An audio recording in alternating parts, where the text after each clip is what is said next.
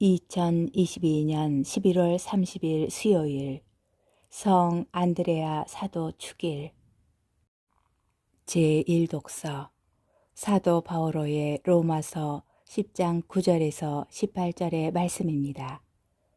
형제 여러분, 예수님은 주님이시라고 입으로 고백하고 하느님께서 예수님을 죽은 이들 가운데에서 일으키셨다고 마음으로 믿으면 구원을 받을 것입니다. 곧 마음으로 믿어 의로움을 얻고 입으로 고백하여 구원을 얻습니다. 성경도 그를 믿는 이는 누구나 부끄러운 이 일을 당하지 않으리라 하고 말합니다. 유다인과 그리스인 사이에 차별이 없습니다. 같은 주님께서 모든 사람의 주님으로서 당신을 받들어 부르는 모든 이에게 풍성한 은혜를 베푸십니다. 과연 주님의 이름을 받들어 부르는 이는 모두 구원을 받을 것입니다. 그런데 자기가 믿지 않는 분을 어떻게 받들어 부를 수 있겠습니까? 자기가 들은 적이 없는 분을 어떻게 믿을 수 있겠습니까? 선포하는 사람이 없으면 어떻게 들을 수 있겠습니까? 파견되지 않았으면 어떻게 선포할 수 있겠습니까? 이는 성경에 기록된 그대로입니다. 기쁜 소식을 전하는 이들의 발이 얼마나 아름다운가. 그러나 모든 사람이 복음에 순종한 것은 아닙니다. 사실 이사야도 주님, 저희가 전한 말을 누가 믿었습니까? 하고 말합니다. 그러므로 믿음은 들음에서 오고 들음은 그리스도의 말씀으로 이루어집니다. 그러나 나는 묻습니다.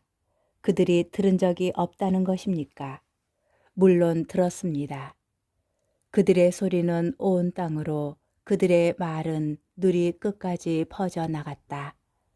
주님의 말씀입니다. 복음, 마테오복음 4장 18절에서 22절의 말씀입니다. 그때 예수님께서는 갈릴레아 호숫가를 지나가시다가 두 형제 곧 베드로라는 시몬과 그의 동생 안드레아가 호수에 어망을 던지는 것을 보셨다. 그들은 어부였다. 예수님께서 그들에게 이르셨다. 나를 따라오너라. 내가 너희를 사람 낚는 어부로 만들겠다. 그러자 그들은 곧바로 그물을 버리고 예수님을 따랐다. 거기에서 더 가시다가 예수님께서 다른 두 형제 곧 제베데오의 아들 야고보와 그의 동생 요한이 배에서 아버지 제베데오와 함께 그물을 손질하는 것을 보시고 그들을 부르셨다. 그들은 곧바로 배와 아버지를 버려두고 그분을 따랐다. 주님의 말씀입니다. 오늘의 묵상. 성 안드레아 사도 축일을 맞아 믿음과 선포라는 주제를 묵상합니다.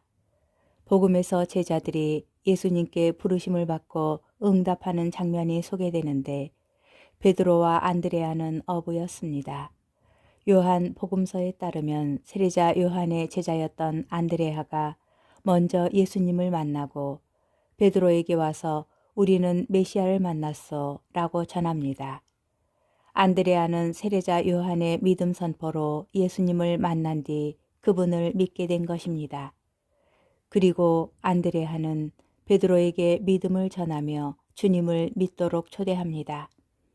제1독서에서 바오로 사도는 그런데 자기가 믿지 않는 분을 어떻게 받들어 부를 수 있겠습니까? 자기가 들은 적이 없는 분을 어떻게 믿을 수 있겠습니까? 선포하는 사람이 없으면 어떻게 들을 수 있겠습니까? 파견되지 않았으면 어떻게 선포할 수 있겠습니까? 라고 묻습니다. 무엇을 믿으려면 먼저 믿음의 내용을 알아들어야 합니다. 무엇인지 모르는 채 맹목적으로 따라가는 것은 참 신앙이 아닙니다. 이처럼 듣지 않고서는 아무도 믿을 수 없는데 선포의 내용은 늘 그리스도의 말씀인 복음입니다. 믿음은 들음에서 오고 들음은 그리스도의 말씀으로 이루어집니다.